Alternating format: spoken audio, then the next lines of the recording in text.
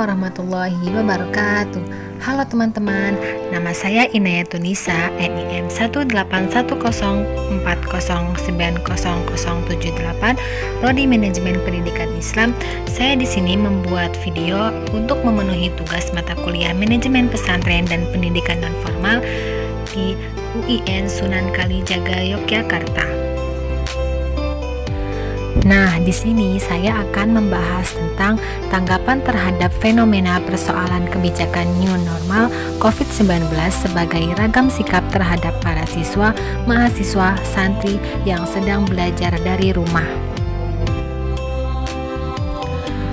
Adapun ruang lingkup yang dikaitkan di sini adalah yang pertama, yaitu konsep dan tipologi pendidikan nonformal menurut Permendikbud nomor 81 tahun 2013.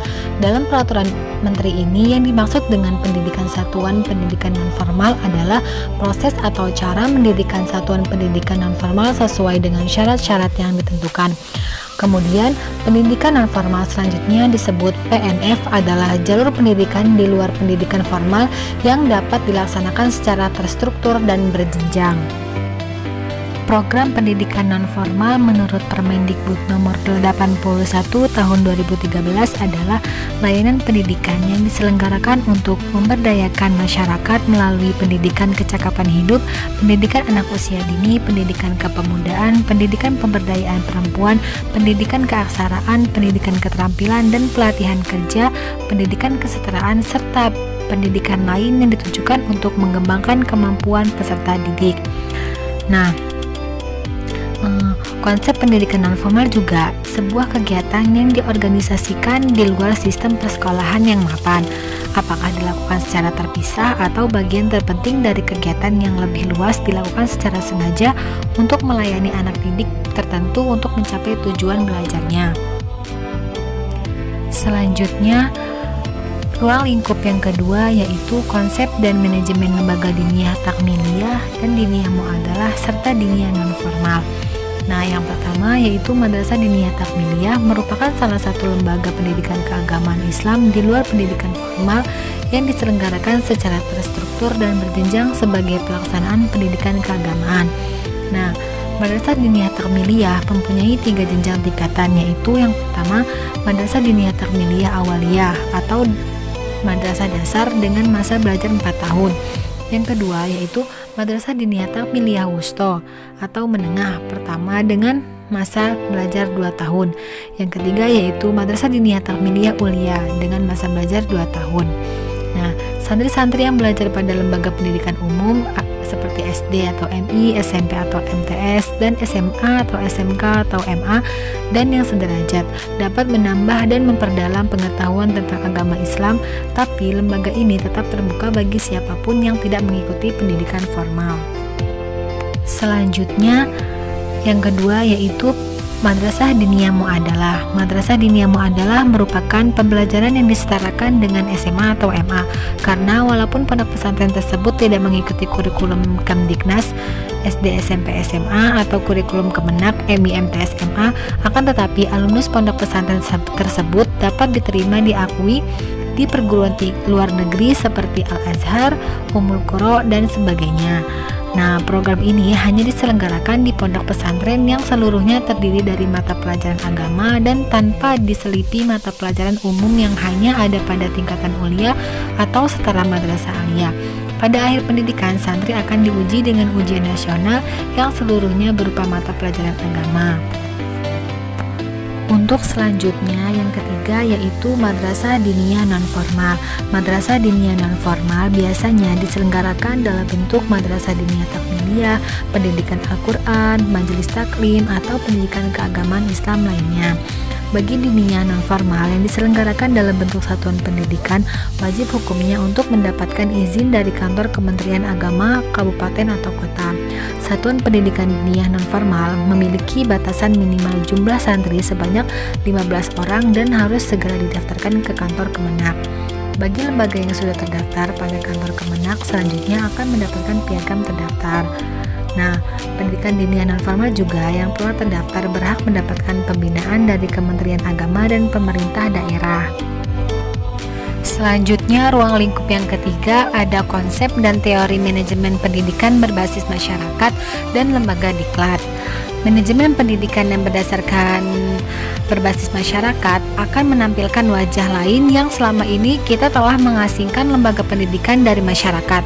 Sebagai implikasinya, pendidikan menjadi usaha kolaboratif yang melibatkan partisipasi masyarakat di dalamnya. Partisipasi pada konteks ini berupa kerjasama antara warga dengan pemerintah dalam merencanakan, melaksanakan, menjaga, dan mengembangkan aktivitas pendidikan. Selanjutnya, salah satu model pendidikan berbasis masyarakat adalah pesantren. Banyak berdirinya pesantren saat ini atas dasar inisiatif masyarakat muslim yang memiliki tujuan untuk mendidik generasi muda agar memahami dan mengamalkan ajaran-ajaran Islam dengan baik. Untuk yang selanjutnya yaitu tujuan lembaga diklat manajemen pesantren adalah meningkatkan pengetahuan, sikap dan keterampilan peserta dalam mengelola dan membina pondok pesantren. Sasaran diklat manajemen pondok pesantren adalah terwujudnya kepala seksi pendidikan diniyah dan pondok pesantren dan pengelola pendidikan pesantren yang memiliki kompetensi dalam mengelola pendidikan, fasilitas, kelembagaan dan administrasi dan keuangan, sistem informasi, kewirausahaan, dan pengelolaan konflik di pondok pesantren serta melakukan pembinaan pondok pesantren. Kemudian ada tanggapan terkait kebijakan new normal dalam bidang pendidikan terutama pesantren yang dapat diterapkan dalam kegiatan belajar mengajar. Yang pertama, sistem masuk sekolah bergilir, tidak semua kelas harus masuk bersama dan masuk sekolah bisa dijadwalkan hanya beberapa hari dalam sebulan, tidak perlu masuk setiap hari. Yang kedua, jam pelajaran pun juga tidak perlu penuh seperti dalam situasi normal. Yang ketiga, menyusun bangku dan meja yang berjarak. Yang keempat, pengurangan siswa di dalam kelas minimal 20 orang. Yang kelima, menerapkan protokol kesehatan yang telah ditentukan, seperti cuci tangan, cek suhu tubuh, menjaga jarak, dan memakai masker. Yang keenam, untuk siswa, orang tua, dan guru pun harus benar-benar siap dalam menghadapi kegiatan belajar mengajar new normal. Yang ketujuh, melakukan penyemprotan disinfektan di dalam kelas dan di lingkungan sekolah. Untuk selanjutnya yaitu ada kekuatan, peluang, kelemahan, dan ancaman dalam menghadapi new normal dalam pendidikan non-formal. Yang pertama yaitu kekuatan. Kekuatan di sini bisa kolaborasi dengan orang tua dan guru ataupun dosen selama masa pandemi ini. Peserta didik tentu akan menghabiskan waktu belajar di rumah, di mana menuntut adanya kolaborasi yang inovatif antara orang tua dan guru sehingga peserta didik tetap bisa menjalani belajar online dengan efektif. Selanjutnya, peluang dalam masa pandemi ini banyak munculnya aplikasi belajar online, percepatan transformasi teknologi pendidikan karena pandemi corona membuat berbagai platform peluncuran berbagai aplikasi belajar online guna mendukung pembelajaran jarak jauh. Selanjutnya, kelemahan pendidikan di masa new normal ini yaitu kekurangsiapan guru dan manajemen sekolah serta minimnya deliberasi yang disebabkan terbatasnya waktu persiapan yang diberikan, menyebabkan kebijakan program belajar dari rumah menuai kritikan atau keluhan dari sebagian masyarakat.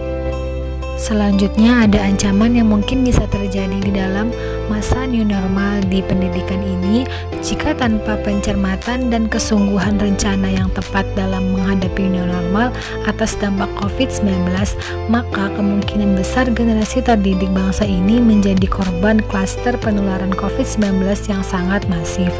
Nah, sebenarnya pemerintah harus benar-benar menyiapkan fase new normal di bidang pendidikan, sebab bidang ini akan memiliki banyak perubahan yang menyangkut masa depan anak bangsa. Oke, terima kasih sudah menonton video ini. Semoga bermanfaat untuk kita semua. Wassalamualaikum warahmatullahi wabarakatuh.